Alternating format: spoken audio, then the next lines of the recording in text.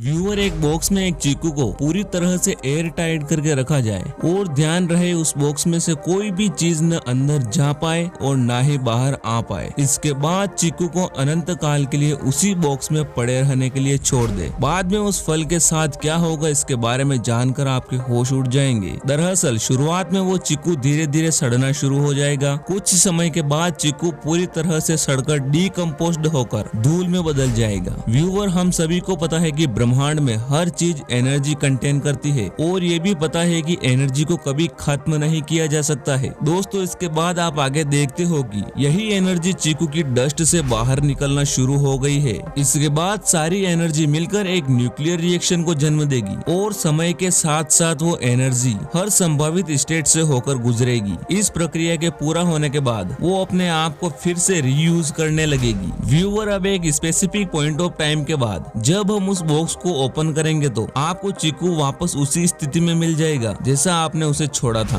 और ऐसा सिर्फ इसीलिए होगा क्योंकि एनर्जी इनफाइनाइट है और उसको कभी भी नष्ट नहीं किया जा सकता है। जैसे हम इंसानों का जन्म लेना और मरकर फिर से जन्म लेना। दोस्तों, किसी भी लिविंग क्रिएचर के मरने के बाद उसकी एनर्जी कहीं न कहीं रीयूज होती रहती है और एक नई रचना करती रहती है। व्यूअर, हमने डार्क मैटर के बारे में थोड़ी बहुत जानकारी पिछले वीडियो में दे दी थी, लेकिन आज हमने वीडियो की शुरुआत एनर्जी से की है, तो इसका अंत हम ब्रह्मांड के सबसे बड़े रहस्य डार्क एनर्जी से करेंगे। व्यूअर, लैम्डा CMD वैल्यू के अनुसार हमारा यह ब्रह्मांड 5% विजिबल मैटर, 27% डार्क मैटर और जिस इनविजिबल चीज ने इस अनंत ब्रह्मांड को जोड़े रखा है वो डार्क एनर्जी, जिसका शेयर ब्रह्मांड में 68% है। ये डार्क एनर्जी ब्रह्मांड के फैलाव का कारण भी हो सकती है। दोस्तों, ब्रह्मांड के फैलाव की गति लगातार बढ़ रही है। यहाँ मैं आपको बता दूं कि ब्रह्मांड का ये एक्सेलरेशन दो अलग अलग समय में शुरू हुआ था। पहला एक्सेलरेशन बिग बैंग की घटना के तुरंत बाद में और दूसरा एक्सेलरेशन बिग बैंग की घटना के करीब 9 अरब वर्षों के बाद शुरू हुआ था, जो कि अभी तक चल रहा है। मानो किसी इनविजिबल ताकत ने इस ब्रह्मांड का गियर चेंज किया हो ताकि ब्रह्मांड एक कार के जैसे लगातार आगे की ओर बढ़ता रहे। व्यूअर, वैज्ञानिकों ने तेजी से फैलते ब्रह्मांड की खोज 1998 में एक स्टार एक्सप्लोजन यानी सुपरनोवा के जरिए की थी। आपको पता होगा कि कॉस्मिक एक्सेलरेशन की यह खोज करने वाले वैज्ञानिकों को साल 2011 में नोबेल पुरस्कार भी मिला था। पहली बार इस डार्क एनर्जी की ये अवधारणा कॉस्मिक एक्सेलरेशन की खोज के बाद ही आई थी, जिससे यह पता चला कि यूनिवर्स का एक्सपेंशन एक स्थिर दर से नहीं हो रहा है, बल्कि इसके फैलाव की स्पीड लगातार बढ़ रही है। इससे पहले सामान्य पदार्थ, एंटी मैटर, डार्क मैटर और रेडिएशन की अवधारणा आ चुकी थी।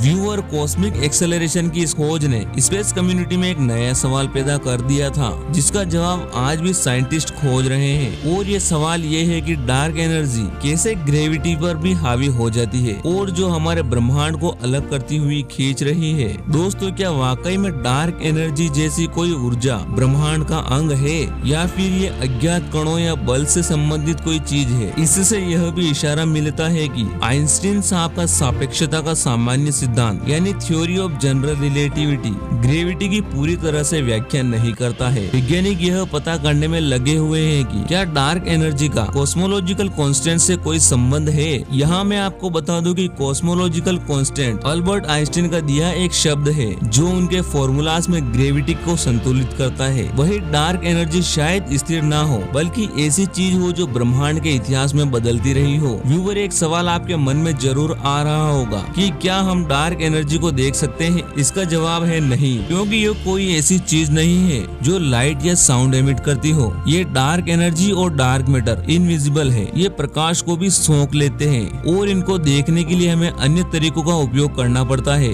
जैसे कि ग्रहों की गति का अध्ययन करना, कॉस्मिक माइक्रोवेव बैकग्राउंड के माध्यम से ब्रह्मांड की संरचनाओं का अध्ययन। दोस्तों, एक जरूरी बात और है, इस डार्क एनर्जी के एनालिसिस के लिए डिपार्टमेंट ऑफ एनर्जी उन शोधकर्ताओं का सहयोग करता है जो कॉस्मिक एक्सेलरेशन और डार्क एनर्जी पर शोध करते हैं। ये डिपार्टमेंट शोधकर्ताओं को स्पेस ऑब्जर्वेटरी और रेडियो टेलीस्कोप के जरिए यूनिवर्स का डेटा मुहैया करवाता है ताकि वैज्ञानिक हमारे इस ब्रह्मांड के रहस्यों को सुलझा सके और ह्यूमन सिविलाइजेशन का इस ब्रह्मांड में होने के पीछे के रहस्यों को भी समझ सके। हम यहाँ क्यों हैं और किस लिए है? क्या ये सब एक भ्रम है या फिर सच्चाई? मुझे उम्मीद है हम एक दिन उस परम शक्ति से जरूर मिलेंगे जिसकी वजह से हमारा वजूद इस ब्रह्मांड में है। तो दोस्तों, ये था आज का पावरफुल वीडियो। ऐसे ही एनर्जी से भरपूर वीडियोस को देखने के लिए पूरी एनर्जी से सब्सक्राइब कीजिए हमारे इस अबाउटिंग वर्ल्ड चैनल को।